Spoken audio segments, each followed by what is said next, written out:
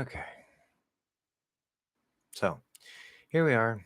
The first live stream got disconnected or something, had a problem. And so here we are continuing. Hopefully people make their way back. I took screenshots of the questions we had. So I'll wait a minute for some people to get back in before I go to the screenshots. What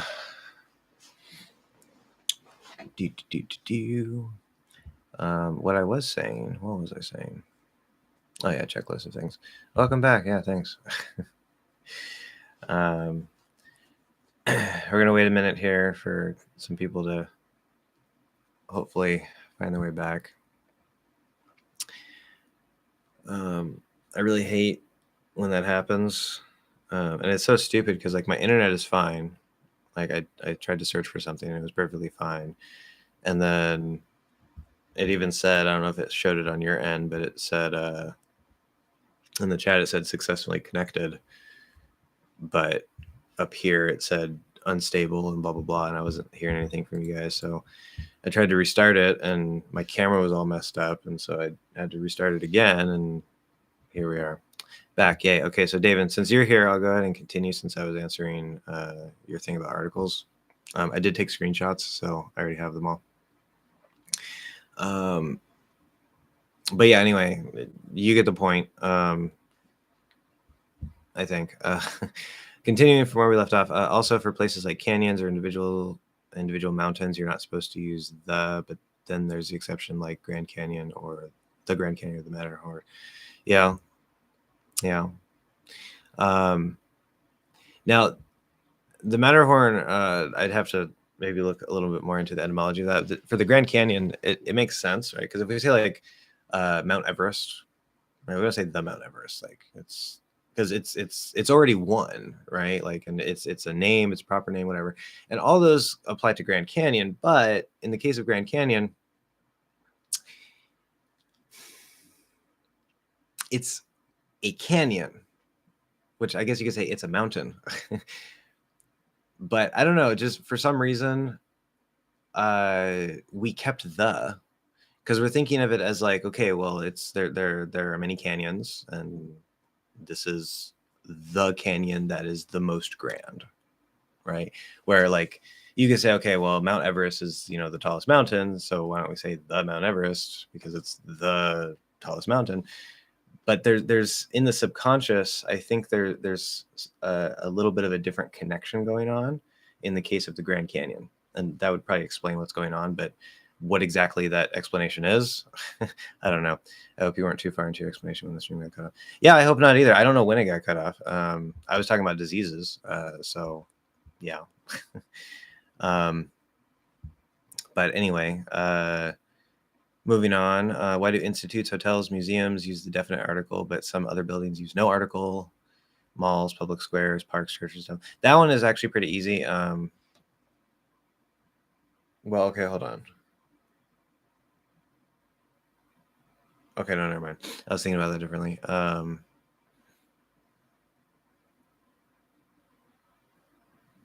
not necessarily. I mean, so like with a mall, I mean, we do use the article.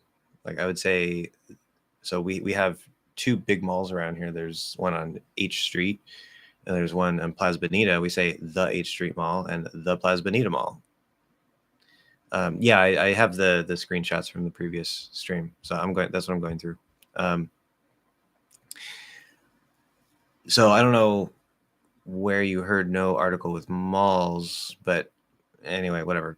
That's not the point. It seems so arbitrary, yet I know there must be something that you guys perceive that textbooks don't mention. Yeah, we feel it, obviously. We feel it. So there's something going on there in the connections of the subconscious that allow us to feel it, and to allow us to spontaneously and naturally use the proper one whenever we need to use it. The question is it hackable, and what's the best way to hack it? I think it probably is hackable. Just I don't know the best way yet. I'm struggling with, so Denny, I'm struggling with the short form of the vowel a, Every time I have to do the sound, I clearly enunciate it and it slows down the speech. Okay. So the short form of you mean like what I call the lazy where instead of it's like ah.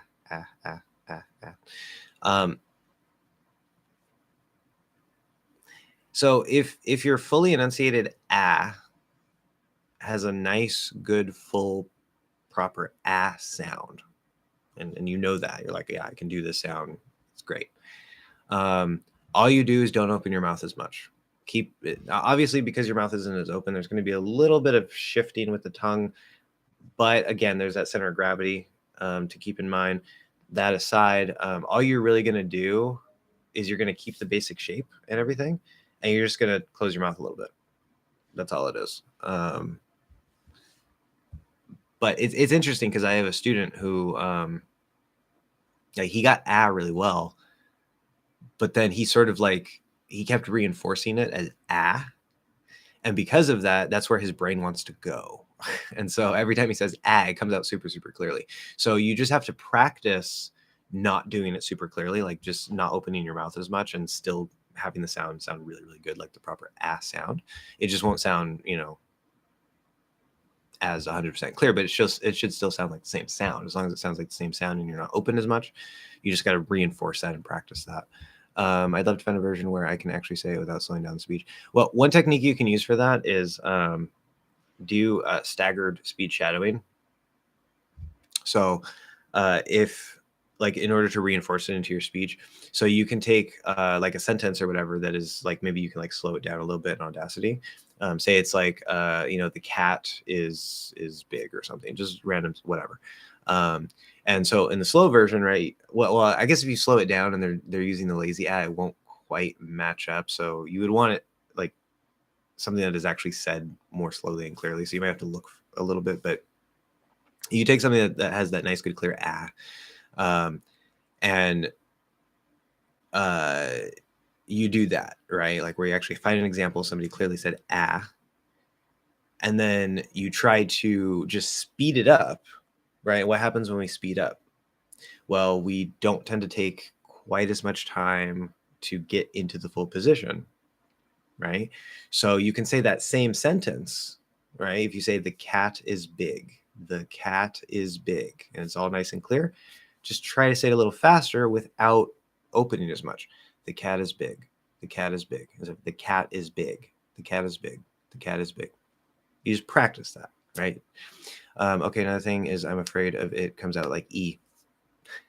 E or I assume it's I would write that E silent H. That's how we distinguish it from E, because the name of that letter is E. So we put the silent H. But that is a common problem, especially if you're doing the lazy You're going pretty much to the openness of right?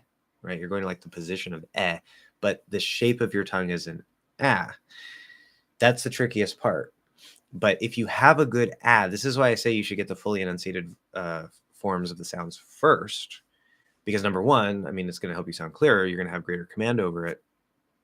But then you take that basic thing and you just sort of, don't say it as clearly. Should still be the same sound, right? So if you go to see, I can go maybe there's just a tiny little bit of movement. I'm not saying right? And it's just a little shift with what I'm doing with my tongue, right? So if I go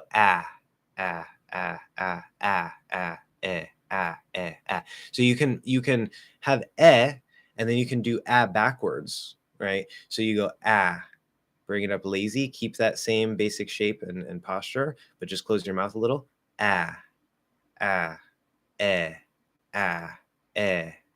then you can sort of say, oh, okay, it's just this little change. And as long as you can make them sound clearly different enough, that's how you would reinforce the difference between the two. So it's just your practice. Just, practice it. Andre, who might not be here right now, but this will be in the recording. Andre Holovko. Speaking about learning real life English with movies, do you think that Friends is the best series there is? Who's a there is? Do you have any other suggestions? So yeah, good question. Friends is a fantastic series. Okay, good, Denny, you get the point. Yeah. Friends is a very, very fantastic series, especially for vocabulary, for grammar, for natural speech. When it comes to pronunciation, what I've noticed, because I've worked with like TV clips and movie clips with pronunciation students and stuff, and I've noticed that like it's not a bad source. Okay, that's why I mentioned interviews, because interviews tend to be more spontaneous, right? They're not like scripted. They're not um, necessarily said like super super clearly. Like you might have rehearsed or something. So actors generally do a really good job of making the speech sound natural, obviously, because otherwise we wouldn't get caught in the story and stuff. But if you really zoom in and you pay very close attention, sometimes things might be a little more enunciated than they would in the flow of real speech. Still a really great source, but interviews are generally, I think, the best source. But Friends is still a fantastic source for pronunciation. One other thing to keep in mind when you're talking about TV shows or movies is there's characters, right? So like on Friends, Phoebe is a weird character, right? That's part of her character. She's weird. And so sometimes the way that she speaks, not just the words that she uses, but sometimes like the intonation and stuff that she uses, it's not necessarily that it's unnatural. It fits her character, but it's kind of like, especially because it's supposed to be a comedy, right? It kind of fits in with like her character and the comedy, and it may not necessarily be like the intonation we would use for that in the same case in real life, right? So there's little tiny details to keep in mind, but it's generally a pretty good source. Do I have any other suggestions aside from Friends? Anything that you're interested in, really anything that you're interested in. So like if you like Breaking Bad would probably be a good source. Now, of course, there are things where there might be like regional pronunciations, regional dialects. So if you watch like something that has like a Southern accent, that's not what your target is. So make sure, if there's certain characters that maybe have a Southern accent, or you hear something a little bit like, I don't think that's standard, then keep that in mind. But Breaking Bad, Friends, let's see. Off the top of my head, not much comes to mind. But anything you're interested in, yeah. It could be Narcos, like doesn't matter.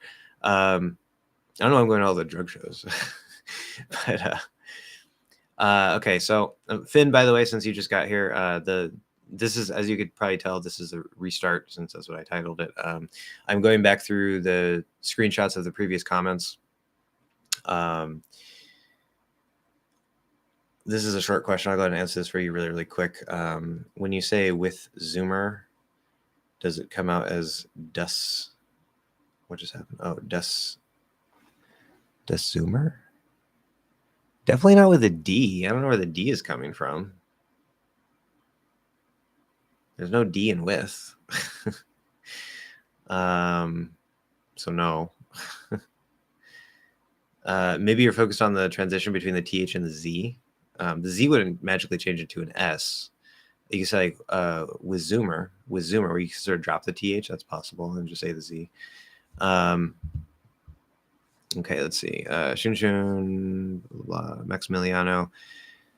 They are okay.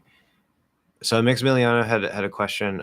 So he put they and then like the IPA R and then the IPA and their apostrophe, the THEY apostrophe RE IPA. Okay, so they is not day. Okay. If you do a dental D, you can say they, and that's fine, but it's not day. It would be they or they. That would be fine. Yes. R is R. Yes. There, and there. Okay. There, and there are all pronounced the same. Technically, I believe it's the last one can be pronounced there with more of an A, but we tend to just make all of these R colored S, S sounds, and they just say there, there, there. You can pronounce them all the same. It doesn't matter.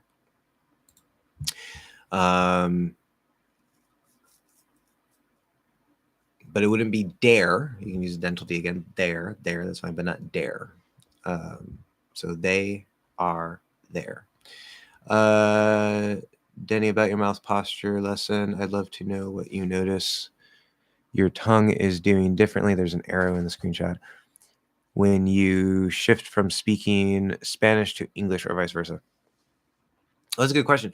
Before I came upon this mouth posture idea, my Spanish, part of the reason why I guess I would say still have, because I haven't mastered it yet, but part of the reason why I had an accent in Spanish was because I didn't have the right mouth posture. Now, because I am talented with languages and with pronunciation and stuff, I sounded really, really good. And now that I'm more aware of mouth posture and stuff, I noticed that I wasn't like I was still using English mouth posture, at least to some extent, but I was shifting the sounds into like the sounds themselves more into like a Spanish, like the Spanish way to make the sounds. So like, I mean, O is a good example because in English we round and in Spanish you don't O. But like, for example, right? So I noticed once I started playing with the mouth posture that when I was doing like manzana, which I still kind of might add a schwa at the end there, but when I say like manzana, man, right? I kept wanting to do like which I didn't hear it, I didn't notice. I was saying like man, that center of gravity is there. Man. Just like if I say man. Now again, we're not going at but that center of gravity is influencing as we release and go and release the and go into the in. So in Spanish, you don't want to do that because the center of gravity in Spanish, at least as far as I've gathered, is since Spanish doesn't have a schwa, it's the sound, which would be the start of the diphthong a in English.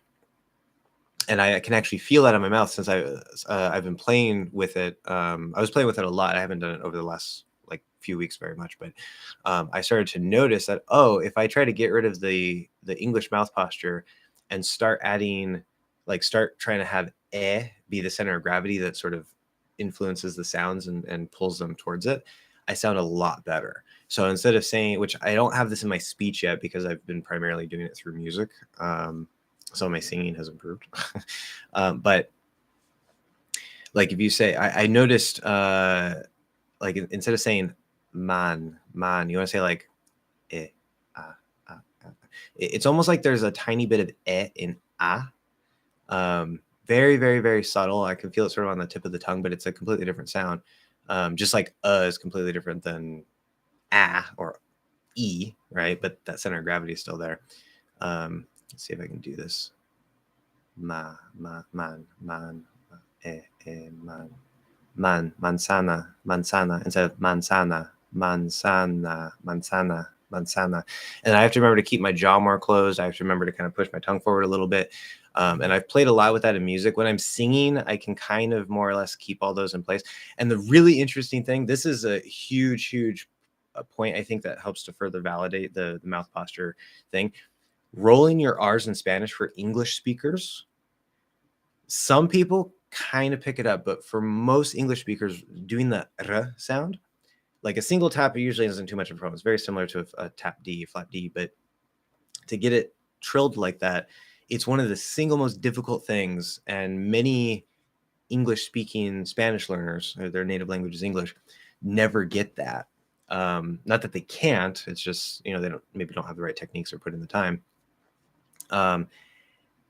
And the amazing thing to me is that because I spent 6 months just trying to start rolling my R's. But remember, I was using English openness because I didn't know anything about mouth posture. I was using English openness. I was using the English center of gravity. No wonder I can't roll my R's because my center of gravity is way down here.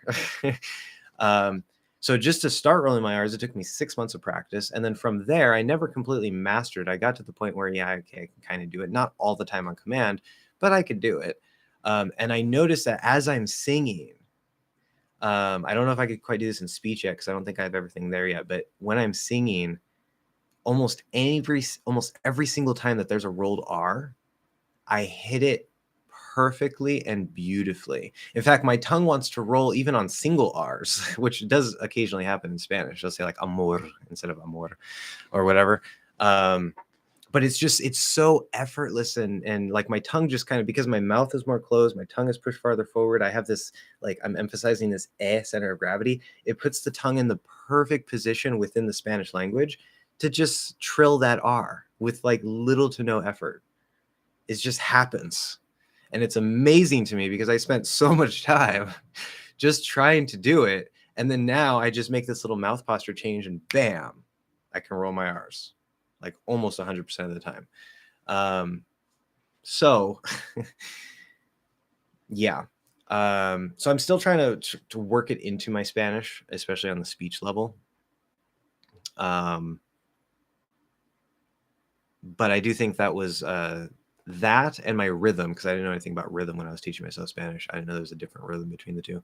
That and rhythm, I think, are the only sources of my accent, because I already only have a small accent in Spanish. So small that when I talk to a Spaniard, they say I sound like I'm from Latin America. And when I talk to somebody from Latin America, they usually say I sound like I'm from Spain, even though I don't use the th, because Southern Spaniards use the s instead of th. So yeah, it's pretty good for, somebody using English mouth posture. But I'm Italian and the R's are the same as in Spanish, and I can tell the tongue in English is settled down and not forward. Exactly. Yeah. So you can't roll your R's very well when your tongue is here instead of here, right? And my hands aren't perfect, but you get the idea. Okay. Second screenshot. We're at 121. We're running out of time here. I got 2 more screenshots to get through. Everything happens around the teeth. Yeah, that definitely seems to be the case. I even noticed, like, because you would say, like, this is the interesting thing. Like in English, you could say, okay, sure, American English is centered around the middle of the mouth. All the sounds are kind of around that. So sure, that makes sense. But if you have Spanish where the center of gravity is how can that affect O? Right? O is way in the back. It's in the opposite side of the mouth. What do you mean it's going to pull the O towards the Well, number one, that's one reason why the tongue is shifted forward slightly in Spanish, because of the it's sort of pulling it forward. And that's not the only explanation for why it might be pulled forward. Like Russian has a schwa, and the center of gravity in Russian, as far as I can tell, and that I've worked with some Russian students, the center of gravity is the schwa. It's just for whatever reason, the tongue is still pushed forward, and it sounds sort of like a slightly slanted push forward schwa. Like instead of it's like which doesn't sound American. It sounds like a schwa, it just doesn't sound American. Anyway, so I think part of the reason in Spanish, at least, why the tongue is pushed forward is because the center of gravity is up here. But I've noticed that now it's really weird because it's actually helped my ears too, even for O. Like when I listen to, especially Spaniards, but I've also noticed it in some Mexican singers and stuff. O in Spanish, right? It's supposed to be like oh. And the way I was doing it before, I had this, like, I had a lot of space in the mouth. My tongue was kind of like more like this at the bottom, like oh. And it sounds really good. It doesn't sound English. It sounds pretty Spanish. But if I try instead to sort of like have my tongue push forward a little bit, have my mouth closed a little bit. See, this is a completely different posture, right? And it's going to sound similar because I'm trying to do the O in a Spanish-like way. But if I sort of close up a little bit, let the tongue come here, and I actually try to feel that center of gravity here, and then plus the lips are a little tighter. And so if you listen very closely, I don't know if people would notice, but if you listen very, very, very, very, very closely to the Spanish O, because of the lips and because of how tight and closed it is in the center of gravity in the front, you can actually almost hear a tiny, tiny, tiny, tiny little bit of an ooh in the O. That's what I've started to notice. It still sounds, it's like 99% O, but there's just this little 1% of ooh almost. It's really weird. So instead of like oh, like I was doing it before, I was very open. Oh. Now if I try to do oh instead of oh. And again, it may not be perfect. I haven't mastered the mouth posture yet, but you can already tell if you have good enough ears, there's a little bit of a different sound between my more English posture and the more closed posture. And it may not seem like much, but if you want to sound like a native, these little things are important. So anyway, if that's not your goal, then that's fine. You don't have to care. But if that is your goal, these little things are important. Can you tell us some? So another thing from Maximiliano in the screenshot here. Can you tell us some examples of interesting differences in pronunciation from different regions of the U.S.? Because I'm short on time, I'm not really going to worry too much about that. I will mention that the South is the big exception, and there's a range of accents through the South, and it's not just like one accent. But in general, what I've noticed, since I liked country music and I listen recently, I've been listening to a lot of country music again. I've noticed that it, because they still have like you can hear in their speech, but I've noticed that in general the Southern posture, which is part of what creates the Southern accents, is actually, it feels like it's back a little bit and it's a little more open even than American English. So, that's why if I start trying to talk like this a bit and I try to get like, it's kind of a bit more in the back of my tongue, instead of it's just, there's a little bit of a different posture. This sounds kind of like maybe like a Georgian a bit. I don't know, Southern Belle type pronunciation. Whenever I try to do a Southern accent, sometimes it comes out more Texas, sometimes it comes out more Georgia, sometimes. So whatever. But the point is that it kind of sounds more like, or let's see, if I try to sound more like I'm from Texas, right? Okay, so mouth may not necessarily be a bit more open, but we're going to get maybe a little bit more towards the back, just slightly. Anyway, you get the point. Is the jaw might be slightly different. It might be pushed a little bit farther back. Some of the sounds are kind of drawn out or rounded a bit more. So instead of saying like go, they might say go. Right? Go to the stall. Go. Yeah, they might say something like that, depending. Again, there's a range. But it's a different posture. So the South is the easy one. Again, I'm not going to spend a lot of time there right now. Anuat, I can't pronounce eavesdrop properly. Can I omit the V sound? Yes, you can. Some teachers will tell you not to drop the V, but that is perfectly fine. Not a problem. It is the most common way to pronounce the word. There should be a V properly, so you can say eavesdrop. That is just vz, V to Z. Okay. You should be able to do that transition because there are going to be other cases where you have to use it. Not necessarily the most common transition or combination of sounds, but don't use that as an excuse. But in this particular word, yes, most people most of the time will say eavesdrop. Some people don't like that. They think it's wrong. They think it sounds bad, but it's super, super common. So you can drop the V. I don't think there's anything wrong with it. It doesn't sound informal or wrong or anything. Vocab question. What's the most common word you'd use to refer to knives, forks, and spoons? Silverware, cutlery, flatware, tableware. Any of those sound dated. Oh, the questions David gives me.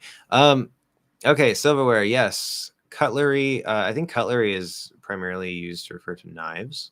Is cutlery, right? Flatware, I've heard that. That sounds dated to me. Maybe they use it in a different part of the country. Tableware, that also sounds kind of dated, or just not quite as common. Silverware. As far as I go in the vocabulary that I use and what I tend to hear the most, silverware. So that's what I would recommend, but other things do exist. How do glass of water and tumbler different?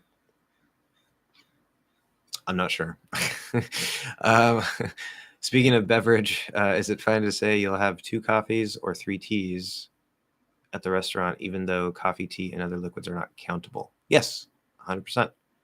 Because you're ordering 2 cups of coffee or 3 cups of tea, but instead of saying cups of, you can just pluralize the thing that you're asking. Waters. Can I get 2 waters?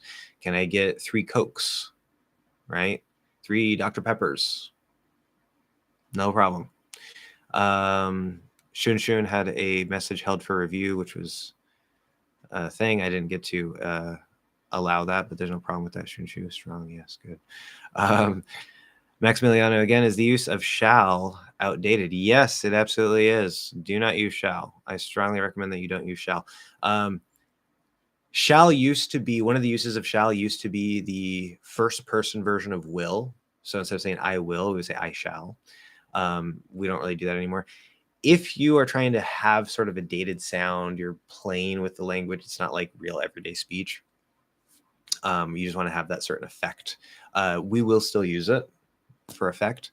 The use of shall, meaning like, shall we leave? Like, we're planning to go to the movies. I'm waiting for you to be ready. Okay, you say you're ready. I say, okay, shall we leave?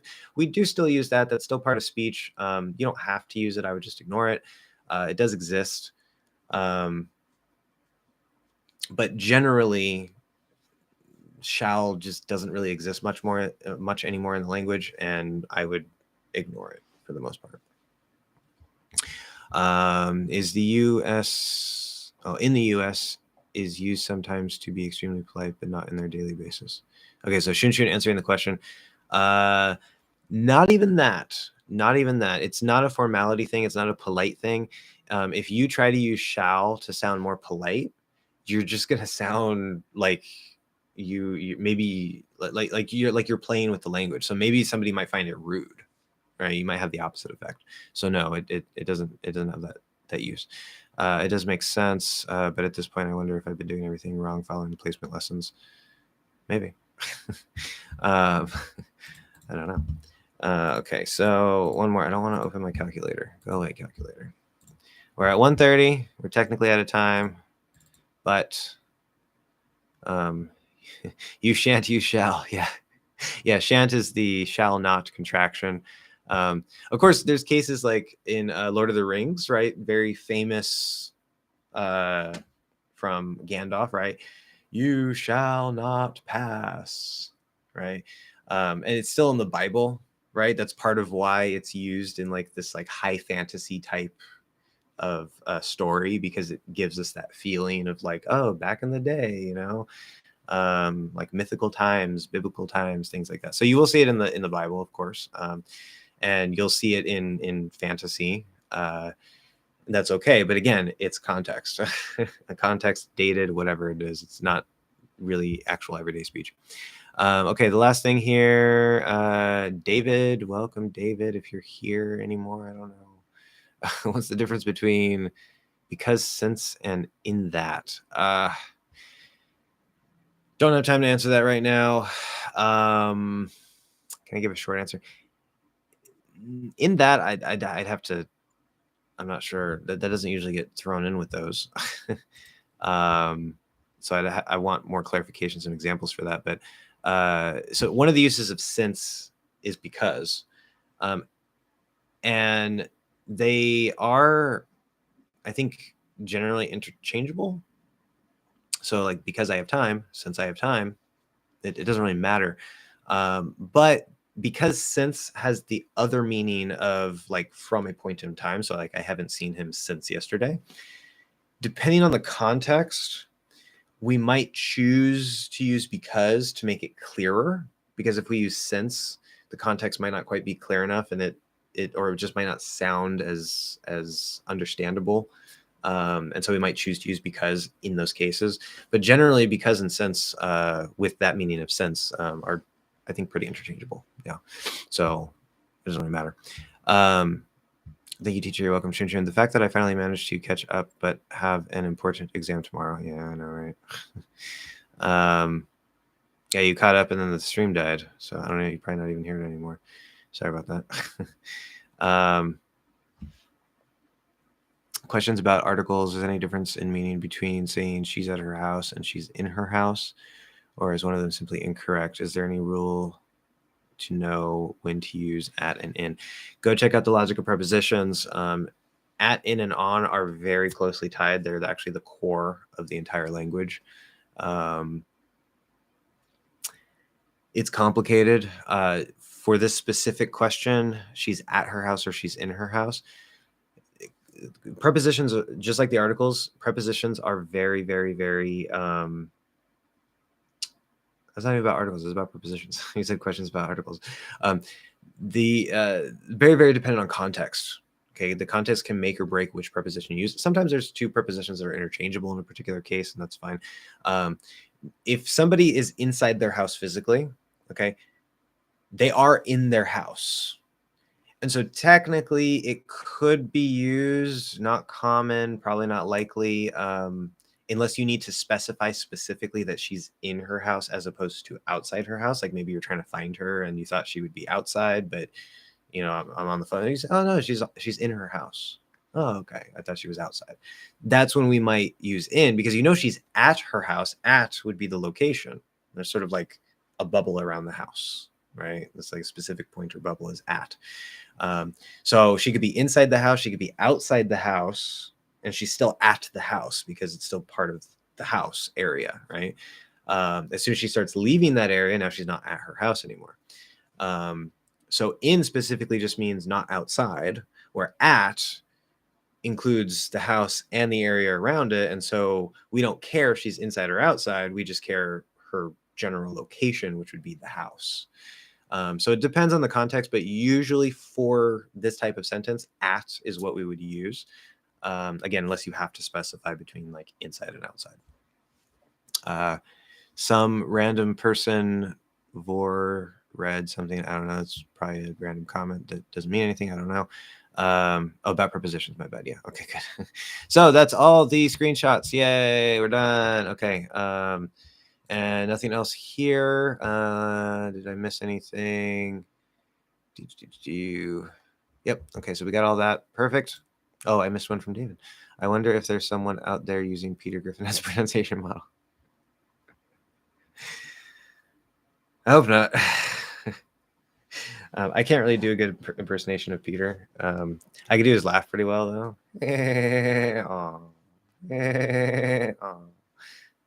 It's on the episode with the Three Stooges going around his orbit. Although, I can do a pretty good, what is it? Oh, no, Snake. Hi, Chicky Pie. I'm Snake, and I'm here to rob you. That's from The Simpsons. I can also do Crunk pretty well, but I kind of have to get into it because my Snake and my Crunk get mixed up. Crunk from The Emperor's New Groove. Anyway, it doesn't matter. I got to go.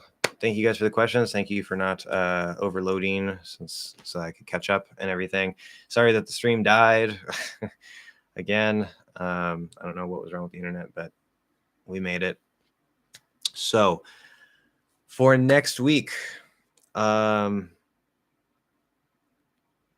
am having a little bit of difficulty with trying to figure out how I'm going to move my schedule to move the live streams to Sunday.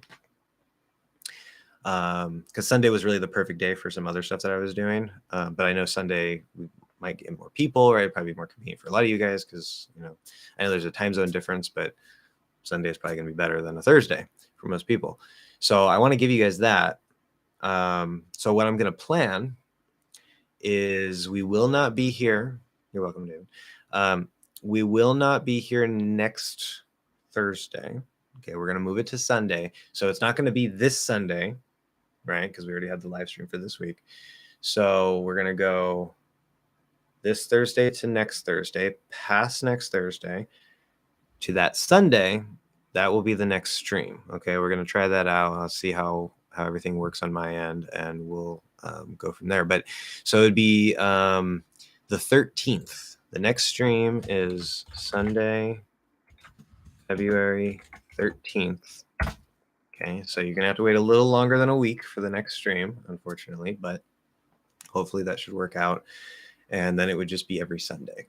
Okay, it's gonna be the same time, 11:30 to 1:30. 1:30 California time. Okay, so thank you guys very much. I hope to see you at the next live stream on the 13th. If something catastrophic comes up and I'm like, yeah, this isn't going to work, I will let you guys know, throw out a little video and a post in the comment or in the text section. But should be good to go. So I'll see you on the 13th. And yeah, have a great time until then.